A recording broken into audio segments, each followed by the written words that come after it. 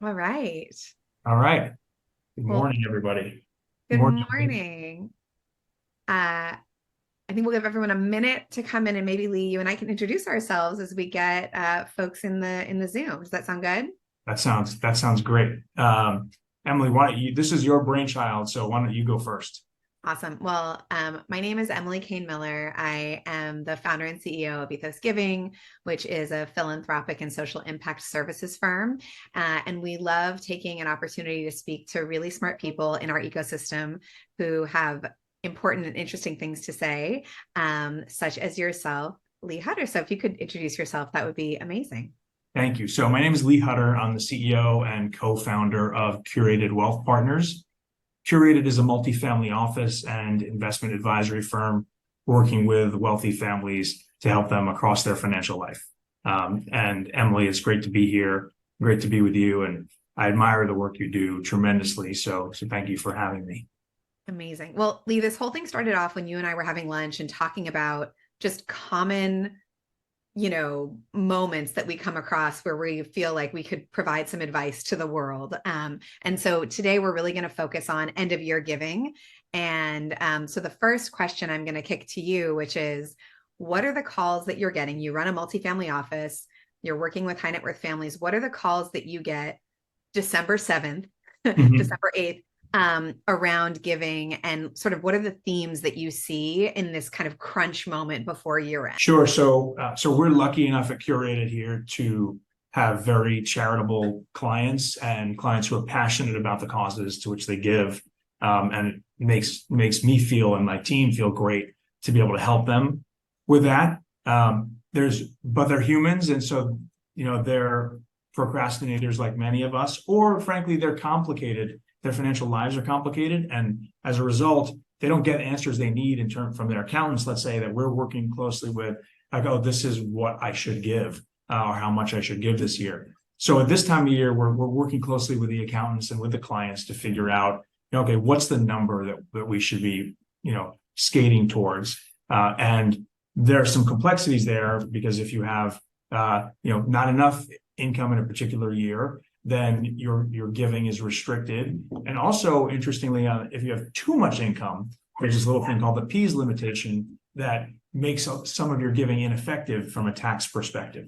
So it's sort of what should the number be is what we're skating towards this time of year, and then there's the how do we do it, and we just continuously remind clients and people that we talk to in the community that appreciated property, and I use the word property specifically, is kind of the best way to give, and the most tax effective way to give. The first thing everybody looks to is stock. So appreciated stock, you give appreciated stock, and that really does help in terms of being very tax effective.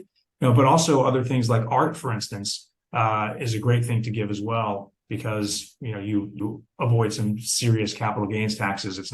Art is not treated well from a capital gains perspective, and when you give art, you're getting that tax deduction. So we do focus on appreciated property when I think about it, and that's what we're focused on. I literally got a call this morning, like, hey, which stock should I give? And so we're going through the portfolio to make sure we pick the right position. Amazing. And, this is the time of year people are thinking about it. And so you're getting those calls that, hey, Lee, before December 31st, I got to do something big, Yeah, go. yeah, And, we know there are people on the phone who are, or on the Zoom who are thinking about that too. So exactly. So Emily, which crunch time, client calls up and says, I want to make a gift here. What are some hacks that you see, because you still want those gifts to be significant and meaningful and impactful, and that's where you really live. Is how do we focus on the economic impact a lot of the times. You focus on the mission impact and how to make sure that your money's going to the right places. What hacks do you have to make sure that the giving is well structured given how little time there is? yeah. So, I wouldn't be doing my job if I didn't say, hopefully we're not here, right? Hopefully we've got an entire year, many, many months to be thinking about this. But like you said, humans are humans. this happens. And so there's sort of three hacks that I would put on the table. If it's December 7th and you need to figure out how to deploy a meaningful amount of capital, I think you and I would describe that as 6-figure and up, right? Like a big gift that could create a naming, a legacy, a program, a something. So those are not things you want to necessarily rush, but 3 weeks is not a lot of time. So there's sort of three things that I would say top of mind when you're speaking to this with clients or as a family. Number one, you can always deploy capital to a DAF, a donor advised fund, or a family foundation. If you have those set up already, great, right? Like that's an easy transition. By the way, as you know, donor advised funds are super easy to set up. Correct. So that can be done in a pinch. Exactly. So if this is you and you're listening and you don't have one yet, call Lee. You can get that set up, within certainly 3 to 5 business days. Like you still have time for a DAF, and you can benefit from all of those strategic economic decisions that Lee was speaking to at the top. This has the ability to get the tax benefit in this fiscal year, this calendar year, and also have the ability to then spend the funds later on. If it's a foundation, you have to spend 5% of the money that you put in annually. If it's a DAF, there's actually no rules. You can spend the money as you see fit. Hack number 2 is going to a community fund partner. So that could be a community foundation. It could be an organization that's sort of topically engaged, but this is a group that brings money together and then deploys it either geographically or from an issue area perspective that you are aligned on. So, California Community Foundation is giving a lot of funding in Los Angeles, for example.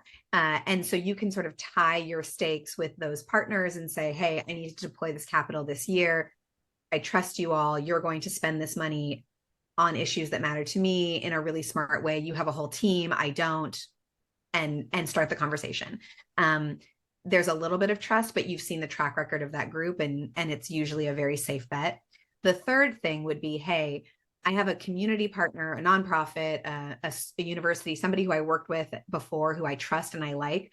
We don't have time to structure the gift and get into the weeds before year end, but I need to spend the money before year end.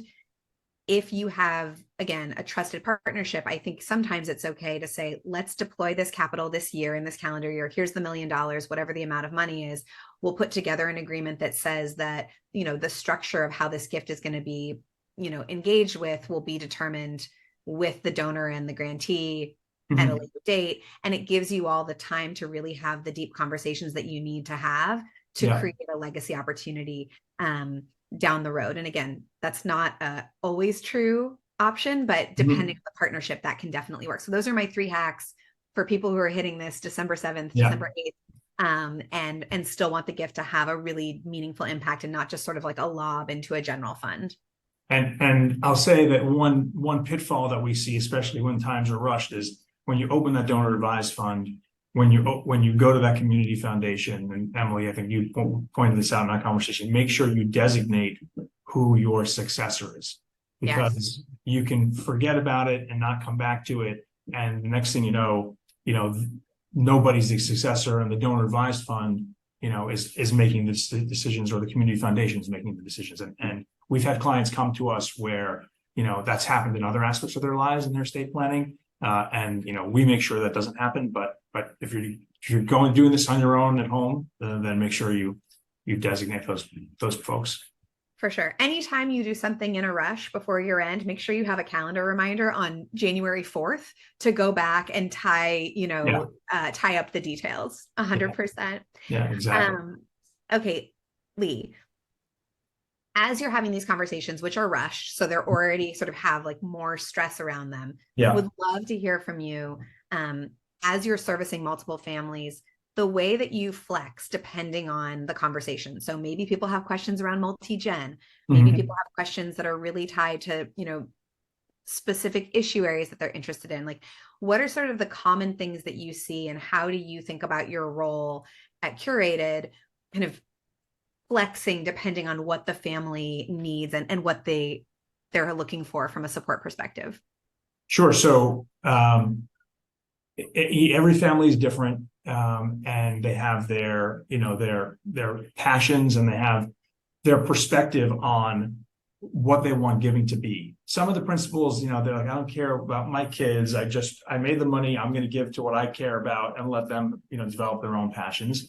And some, really do want to engage them. And I would just say flat out, if you're trying to have those conversations with your 20 something, kids now or teenagers or what have you, with 3 weeks left, it's probably not, great timing. Maybe you should have had that conversation over Thanksgiving weekend.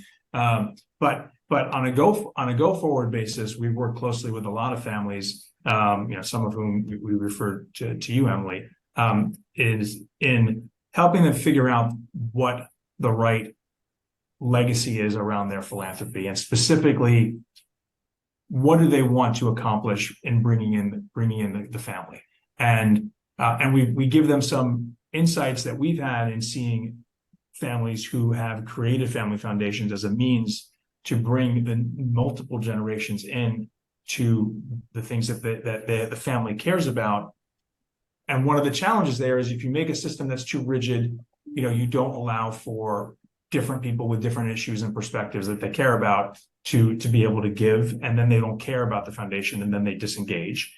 And you don't want to make it so loosey-goosey so that everybody can do whatever they want, because again, if you're using it as the foundation as a way to keep the family together, then you have to have some connective tissue. So where we spend a lot of time is thinking through, how much structure should there be, and what sort of flexibility should you have? Should they be able to give X, each kid or generation give X amount individually as a percentage of the giving in a given year, but the balance has to be agreed upon by the group. So we've seen a lot of different and interesting structures that try to use philanthropy as a way to keep families together over the long term.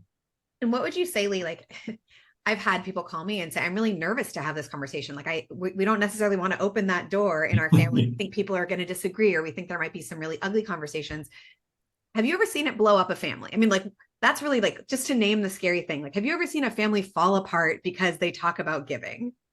So the answer is no. I mean, I haven't seen though it can be really contentious, and so you just have to know the family you're dealing with. I mean, we've certainly seen big family offices get torn apart, if you will, or broken up because the Gen G2 or G3 no longer sees eye to eye and how they should want to manage the family finances. We've seen that all the time. There's some very high profile ones that you can read about. And in terms of foundations, again, if you can create a structure that's flexible enough to allow for individual giving on issues that they care about, and force them to, force the group to come to some sort of consensus, then you're going to be in good shape. But you just got to, there's always one in the family, either on one side of the spectrum or the other, that, absolutely, I will not give to X cause. And if you do, I'm out, and that can happen. But generally speaking, it doesn't. Yeah, 100%. And the only thing I would add to that, sometimes the G1 generation, sort of the people who are the elders of the family, don't want to have those conversations while they're alive because they don't want to be part of those conflicts. And that's a choice, but it also means that you're not going to be able to be part of the solution. So you have to sort of gut check yourself. What's worse, right? Like being in a tough conversation, or having a scenario where maybe it's playing out a way that you would, be sad to see if you were around. So that's a question for everyone to sit with over a fire and yeah, exactly. And probably a drink. So let's do a little bit of like a power round. All right. If you will. So a lightning round. So Emily, it's 3 weeks to go, and people have maybe a cause they care about, but they don't necessarily have that organization that has captured their hearts yet. And I'll rattle off a few areas where we see a lot of commonality and where our clients are active givers. And I'd love to understand your insight in some of the great organizations that you've seen your clients support. And we'll start with one that kind of everybody can often agree on, and that's education. So who have you been active with there, and what organizations rise to the top? Perfect. So, the very first question is, what are we trying to do here? And education can mean a lot of different things to a lot of different people. I think supporting education is a brilliant thing to do. One area that I think is particularly pressing in today's ecosystem is learning loss. Because of COVID, we have so many young people who are just not where they need to be benchmarking more than ever before. You could look at the research, and see that in almost every community, certainly in North America, but beyond as well. And so to address learning loss, we need more scaffolding, more tutoring time, more summer programming, and just extra learning hours. So finding organizations that are supporting those extra learning hours, I think it's particularly impactful right now. One that comes to mind that's national is City Year. They run really strong programming, and they have the benefit of having government funding as well. So your dollars go pretty far because you're getting kind of a match between multiple partners. And then another group to think about in terms of that learning loss is just sort of the social emotional piece and the ability for young people to transition from high school to college effectively. And here I'll name drop one, Lee, that I know is near and dear to you, which is Posse. And this is an organization that has been in existence for some time, but I think has really ramped up value-wise in a post-COVID ecosystem that really helps young people who are transitioning from high school to college to have a bridge and a support and a network. So really, I think the theme is more humans, more touch points, more engagement as it relates to educational gifts is always something we're trying to think how to do best. And there's lots of great organizations. Those are just two that are top of mind. Yeah, well, those are both amazing organizations. And I'm biased with Posse Foundation, of course, as you know. And another one which is complex and challenging for those of us sitting in California is homelessness and the unhoused. What are you seeing there in your purview? Absolutely. So again, so many great organizations. As we see in Los Angeles, and I know around the country, one of the things that is really important to unlock is community and creating spaces that are sticky so that the unhoused community really does feel connected and stays within the organization and within the programs. Because once you have, that level of engagement, you are taking an unhoused person through a system that then brings them into being housed, as opposed to a 1-night or a 2-night fix. Yeah. So just again, to say two that I think are doing really phenomenal work here in LA. One is called Safe Place for Youth. It's a organization based in the West Side. They support young people 21 and under, many of whom are young people who have aged out of foster youth and don't have a home to go to after they're kind of through that part of the system. And they create that community and that engagement strategy in a really strong and powerful way. Another group that's worth, certainly mentioning is Downtown Women's Center, DWC. Again, a power player in Los Angeles that does create that community, that family feel. And I mentioned them for anyone looking for a big year-end kind of taxable moment. They're coming online with a new brick and mortar building. So they're really going to be increasing their capacity, but they can't do it without resources. And so I've been able to diligence that project, and I'm really impressed with what they intend to build. And I think some year-end support would kick it into hyperdrive. And for those of you who, aren't in LA or are looking, the other sort of hot tip that I would say is call your local representatives, call your council member, call your county board of soups and say, hey, our family's looking to do something meaningful right now. You're really close to the community partners on the ground who could benefit from X amount of giving. And, for whom would this be a catalytic opportunity? And usually the people who are, the staffers in those offices will be able to rattle off very quickly, oh, you need to call Mary, you need to call Joseph, whoever it is, and we'll, connect you and be happy to do. So that's a great idea. That's an insight I hadn't heard before. Just reach out to your local representatives and see what they're seeing on the ground and where you can help. The staff in your local elected offices are treasure troves of community-based knowledge. So definitely utilize that resource for all sorts of things. Yeah, that's great. And then the last one we'll do is sustainability. Another one that's very top of mind for many people. So critical. So again, just high level, the way that I would think about sustainability, there are direct community-based opportunities, cleaning beaches, addressing litter abatement, whatever those kind of community-based programs are. And then there's policy and think tank work. If you are thinking about contemplating a 7-figure gift, I think you can live in macro policy land. think about kind of advocacy, comprehensive litigation strategy, some of those big ideas. If you're looking to deploy $100,000 or less, maybe even $250,000 or less, I do think those dollars are best deployed in the community-based infrastructure where you're locking and loading and, doing the cleaning, doing the groundwater abatement, whatever that work is, and helping to really just support practical, direct action. Yeah. One thing, certainly if you live in California along the coast, Heal the Bay is a great organization that really is responsible for making sure that many of the beaches in our area stay clean. We have participated in those volunteerism programs, and that's another thing to share, right? If your family is supporting an end of year opportunity, maybe tag that on with, hey, while everyone's home for winter break, our family just did this big gift, and now let's all go do something together that's an engagement opportunity on the volunteerism side with that direct service group. So those are all really good kind of lightning round questions. Happy to take more of those in Q&A if people have more topic areas that they're curious about. Yeah, well, thank you. This has been great, quick 20 minutes, but it probably is the time that we open up for Q&A. So to the extent that folks have questions, they can type them into the chat, and we will we'll go ahead and answer them. Amazing. So while we have these questions trickle in, Lee, I will have one for you, which is, someone recently came to me and said, hey, I want to do this multi-year gift agreement for $10 million over 5 years.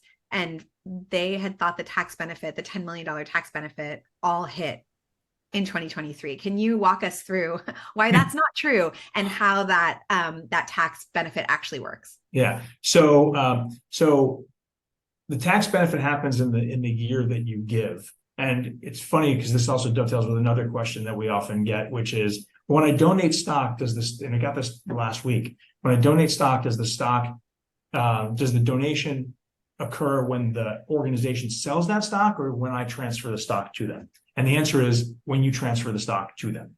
Similarly, when you're making a multi-year gift, the pledge doesn't count. It's the actual money movement that counts. So if you're moving other to an institution, you get the tax deduction in the year that those assets move over.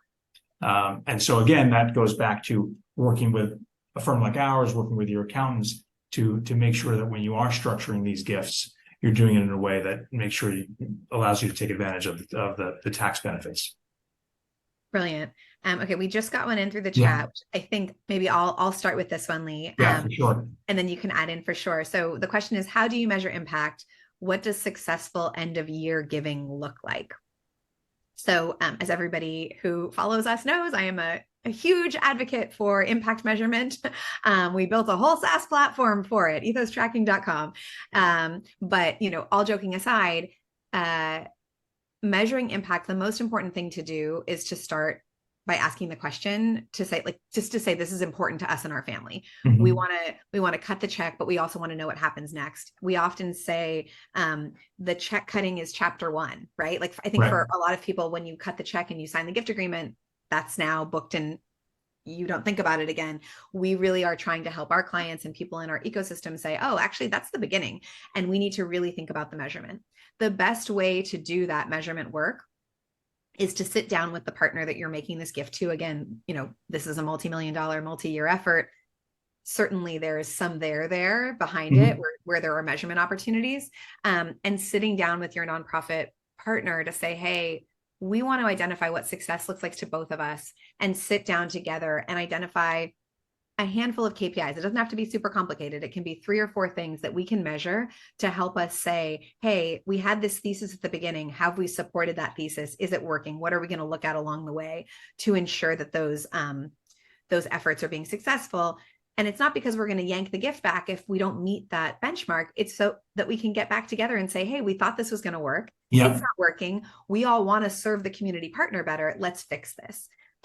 So, those measurement opportunities are mission critical. And I would say, from what does end of year giving success look like, especially when it's in a rush? If you have created space for KPIs and impact measurement, I think you have done a good job of making sure that you're on the path to success, because it Yeah. gives you the chance to follow up. Yeah, no, that's true. And the work that you do in making sure that you're measuring that impact and working alongside clients to help them do that, because it's oftentimes not easy. There is a there, but you've got to work hard to think through what are your strategic priorities, and then how can the partner, the institution that's receiving these gifts, demonstrate that those are being achieved. And that's not easy to 100%. do. And that's a lot of work. And frankly, you need a firm like Ethos to do it, because it's hard to do on your own. Appreciate that. Thank you, Yeah. Lee.